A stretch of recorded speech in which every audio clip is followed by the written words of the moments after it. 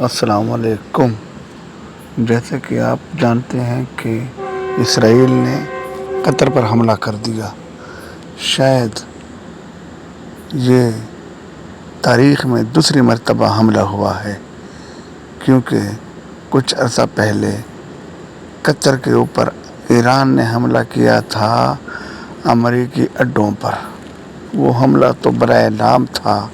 اس میں تو کوئی جانی نقصان نہیں ہوا تھا اور نہ وہ جانی نقصان کرنا چاہتا تھا، لیکن آج اسرائیل نے حماس کے اہم رہنماؤں کو شہید کیا ہے، اور یوں سمجھیے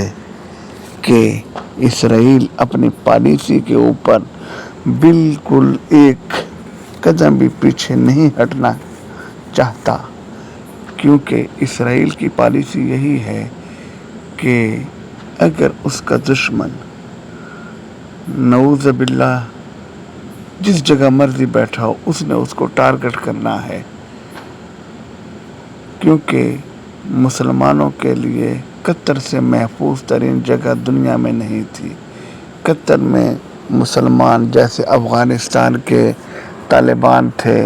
وہ بھی وہیں پہ مذاکرات کر رہے تھے، اور جس ٹیم کے اوپر حماس کی جس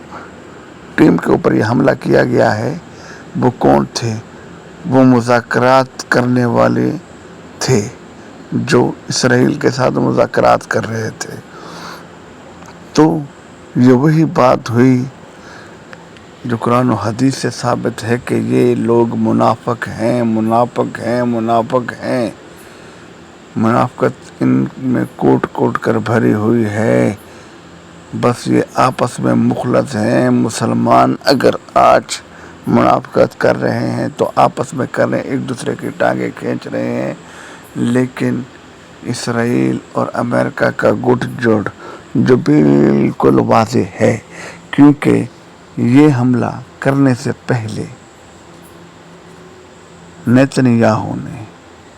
ڈونلڈ ٹرمپ کو اس کے ساتھ بات کی کہ میں نے یہ حملہ کرنا ہے، تو اس نے کہہ دیا کرے بھائی، حملہ کرے، آپ کو کون روکتا ہے؟ اس نے کہا نہیں، پھر بھی آپ کی اجازت ضروری ہے، کیونکہ ہمارے اندازہ تو آپ ہیں۔ اس کے بعد حملہ کر دیا۔ یوں سمجھے کہ قطر کے دل پر حملہ ہوا۔ اب کہا جاتا ہے کہ قطر جوابی کارروائی کا حق محفوظ رکھتا ہے، اور اگر قطر کرنا چاہے تو قطر اتنا امیر ہے کہ دنیا کا پہلے نمبر پہ امیر ترین ملک ہے، یہ سب کچھ کر سکتا ہے، یہ تو ڈونلڈ ٹرمپ کو بھی خرید سکتا ہے، لیکن اگر ایمان سے کام لے، یہ نہیں کہ بس دولت کا پجاری بنا رہے۔ کیونکہ ڈونلڈ ٹرمپ جب قطر کے دورے پہ آئے تو وہ بھی حیران ہو گئے کہ ایسا محل، لیکن نیتن یاہو جو اسلام کا ازلی دشمن ہے،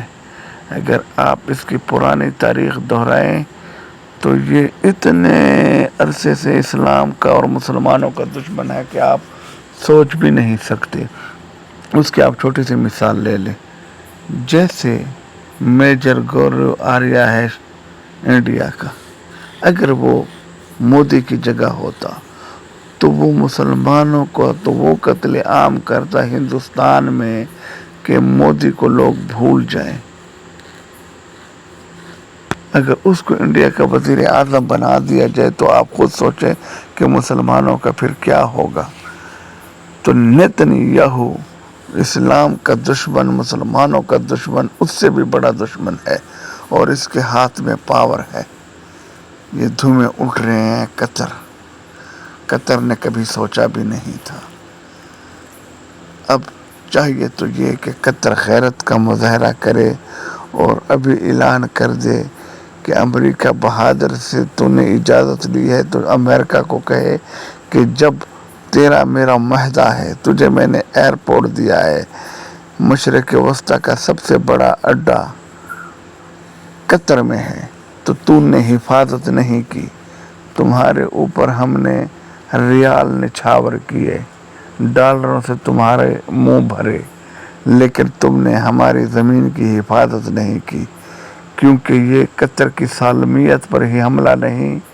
قطر کی عزت پہ حملہ ہے۔ کیونکہ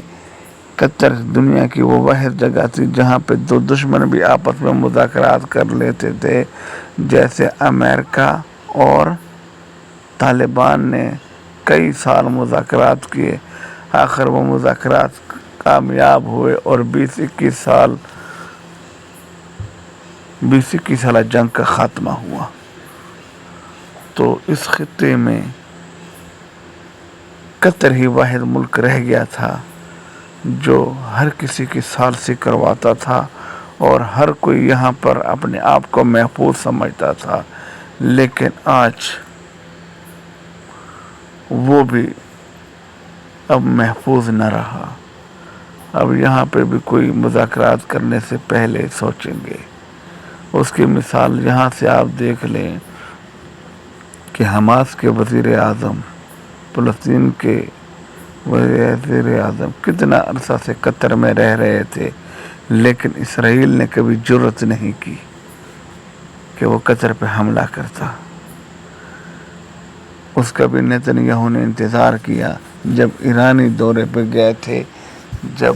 صدر کی حلف برداری میں، تو اس وقت حملہ کیا، اس کی بھی جرأت نہیں تھی۔ لیکن اب نیتنیاہو ایران سے کھائے ہوئے زخم جو چاٹ رہا ہے، تو اس نے سوچا کہ کیوں نہ قطر، جو اصل مددگار ہے ایران کا مالی لحاظ سے، جو اس خطے میں واحد ملک ہے جو پس پردہ ایران کی سپورٹ کرتا ہے، لہذا اس کو دشمن نمبر 1 ہی رکھا جائے۔ قطر جس نے آج تک اسرائیل کو کوئی نقصان نہیں دیا بظاہر، اور اس نے مذاکرات کروائے تاکہ یہ جنگ ختم ہو، مسلمانوں کا بھی بھلا ہو اور اسرائیلی بھی نہ مرے، لیکن نیتنیاہو نے قسم کھائی ہے کہ میں اسلام کا تو دشمن ہوں ہی ہوں، مسلمانوں کا تو دشمن ہوں ہی ہوں، میں نے اپنے لوگوں کا امن بھی برباد کرنا ہے۔ اب یہ تو قطر پہ منحصر ہے کہ اگر قطر اپنی غیرت پہ آئے، جیسے وہ اونٹ کا گوشت کھاتے ہیں اور اونٹ ایک غصے والا جانور ہے، جیسے عرب عام لوگ، بدو لوگ بہت غیرت مند ہیں اور اپنا بدلہ ایسے ہی لیتے ہیں جیسے پٹھان اپنا بدلہ لیتے ہیں، اگر وہ ایسی ہی غیرت کا مظاہرہ کرے اور یہ ٹھان لے کہ تو نے میری عزت خراب کی ہے تو میں تم سے اینٹ کا جواب پتھر سے دوں گا، تو یقین کرے کہ قطر سب کچھ کر سکتا ہے، کیونکہ پاور ہے پیسے کی، وہ اپنے پیسے کے بلبوتے پہ سب کچھ کر سکتا ہے۔ اور میری تو اللہ سے یہی دعا ہے کہ یا اللہ یہ حملہ مسلمانوں کی ترقی کا باعث بنا دے، کیونکہ سعودی عرب، دبئی، قطر، بحرین، کویت، یہ وہ ملک ہیں کہ پوری دنیا کا 85% دولت ان کے پاس ہے۔ اگر یہ اپنے پیسے کے بلبوتے پہ چاہیں تو کیا کچھ نہیں کر سکتے، یہ تو دنیا کے سب سے ذہین سائنسدان اپنے ملک میں بٹھا سکتے ہیں، اور ان کو بٹھانے چاہیے، ان کی تنخواہیں دینی چاہیے، اور یہی سوچ لے کہ اگر دوسرے ملک کا میزائل پوری دنیا کے ایک کونے سے دوسرے کونے تک جا سکتا ہے تو میرے بنائے ہوئے میزائل کیوں نہیں جا سکتے؟ جو ٹرمپ جیسے انسان کو خرید سکتا ہو، اس کے لیے میزائل بنانا کوئی مشکل ہے نہیں ہے، لیکن جیسے ایک ہیروئن کا نشہ کرنے والا شخص ایک غیرت مند خاندان سے بھی کیوں نہ تعلق رکھتا ہو، اس کو کوئی جتنا مرضی سمجھائے تو وہ ڈھیٹ بن کر بس سنتا ہے، عمل نہیں کرتا، اپنے تکلیف کا خاتمہ نہیں چاہتا، اپنا علاج نہیں کرواتا، غیرت کا مظاہرہ نہیں کرتا کہ میں اس مصیبت سے نکلوں۔ اسی طریقے سے ان ممالک میں ڈھیٹ بنے ہوئے ہیں، نکھٹو بنے ہوئے ہیں. ان کے ذہن میں ہر وقت عیاشی ہے یا پیسے کو ڈبل کرنا ہے.